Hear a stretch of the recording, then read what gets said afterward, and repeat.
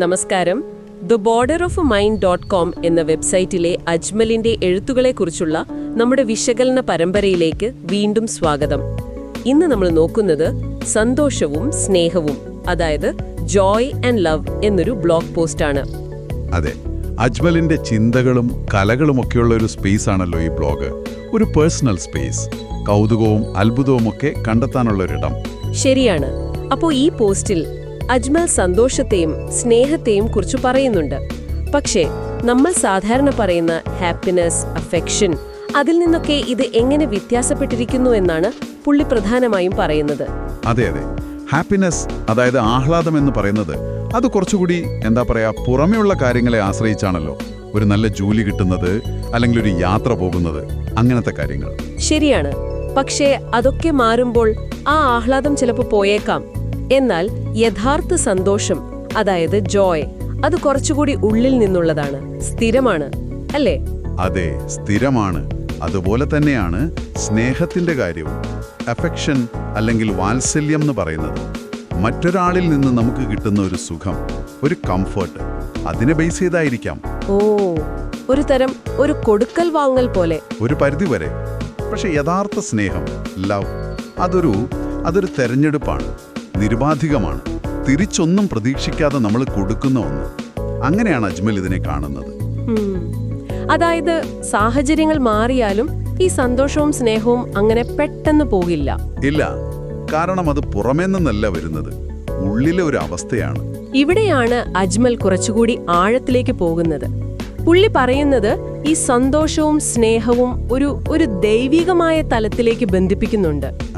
അതെ, അതായത് ഇത് വെറും നമ്മുടെ ഒരു തോന്നൽ മാത്രമല്ല, കുറച്ചുകൂടി സ്ഥിരതയുള്ള, നമ്മളെക്കാൾ വലിയൊരു ശക്തിയുമായി ബന്ധപ്പെട്ട ഒന്നാണ്. ഒരുപക്ഷെ അത് കിട്ടുന്നതിലല്ല, കൊടുക്കുന്നതിലാണ് അതിന്റെ കാതൽ എന്ന് പറയുന്നത് കൊണ്ടാവാം, അല്ലേ? ശരിയാണ്. നിസ്വാർത്ഥമായി കൊടുക്കുമ്പോൾ കിട്ടുന്ന ഒരു അനുഭവം അത് സാഹചര്യങ്ങളെ അത്ര ആശ്രയിക്കില്ല. ഈ ചിന്തകൾ ബ്ലോഗിലെ മറ്റു കാര്യങ്ങളുമായി എങ്ങനെയാണ് ചേരുന്നത്? കാരണം the border of a mind എന്ന് പറയുന്നത് വെറും എഴുത്തല്ലല്ലോ. അല്ല, അവിടെ അജ്മലിന്റെ കലയുണ്ട്, ഫോട്ടോകളുണ്ട്, ചിന്തകളുണ്ട്. അപ്പോ ഈ സന്തോഷവും സ്നേഹവും എന്ന ആശയം ഒരുപക്ഷെ പുള്ളിയുടെ ആർട്ടിലും മറ്റ് സൃഷ്ടികളിലുമൊക്കെ പ്രതിഫലിക്കുന്നുണ്ടാവാം. മനുഷ്യന്റെ അനുഭവങ്ങൾ, പിന്നെ ഈ പറയുന്ന മാനസികമായ വളർച്ച, ജീവിതത്തിലെ ചെറിയ ചെറിയ സൗന്ദര്യങ്ങൾ, ഇതിനെക്കുറിച്ചൊക്കെയുള്ള ഒരു അന്വേഷണം കൂടിയാണ് ഈ ബ്ലോഗ്. തീർച്ചയായും. അപ്പോൾ ഈ പോസ്റ്റ് വായിക്കുമ്പോൾ ആ ബ്ലോഗിലെ ചിത്രങ്ങളും മറ്റ് ആർട്ടുമൊക്കെ മനസ്സിൽ വെക്കുന്നത് നല്ലതാണ്. ഒരുപക്ഷെ വാക്കുകൾക്ക് പറയാൻ പറ്റാത്ത എന്തോ ഒന്ന്.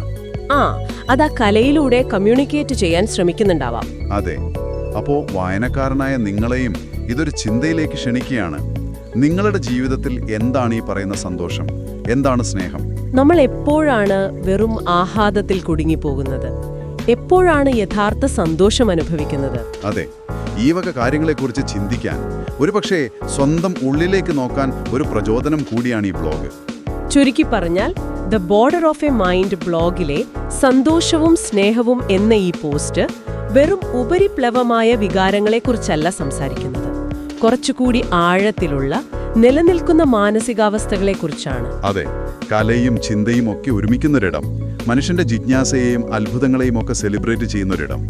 അജ്മലിന്റെ എഴുത്തുകളും കലകളും, പിന്നെ ഈ ചിന്തകളിൽ നിന്ന് പ്രചോദനം ഉൾക്കൊണ്ട് ഞങ്ങൾ നിർമ്മിക്കുന്ന പോഡ്കാസ്റ്റുകളും ഒക്കെ കൂടുതൽ അറിയണമെങ്കിൽ theborderofamind.com സന്ദർശിക്കാം. ശരിയാണ്. നമ്മളിത് നിർത്തുമ്പോൾ ഒരു ചോദ്യം ബാക്കി വെക്കാം, അല്ലേ? അജ്മൽ പറയുന്ന പോലെ ഈ സന്തോഷവും സ്നേഹവും നൽകുന്നതിലാണെങ്കിൽ നമ്മുടെയൊക്കെ ജീവിതത്തിൽ അതെങ്ങനെ പ്രാവർത്തികമാക്കാൻ പറ്റും? നല്ല ചോദ്യമാണ്. പ്രത്യേകിച്ച് കാര്യങ്ങൾ അത്ര എളുപ്പമല്ലാത്ത സാഹചര്യങ്ങൾ വരുമ്പോൾ അപ്പോഴും ഉള്ളിൽ ആ സന്തോഷം എങ്ങനെ നിലനിർത്താം? അതെ, ഇതൊരു തുടക്കമാവാം, സ്വയം കണ്ടെത്താനുള്ളൊരു യാത്രയുടെ. തീർച്ചയായും. അപ്പോൾ അജ്മലിന്റെ കൂടുതൽ എഴുത്തുകളെക്കുറിച്ചുള്ള വിശകലനങ്ങളുമായി ഞങ്ങൾ വീണ്ടും വരാം. അതുവരെ കാത്തിരിക്കുക.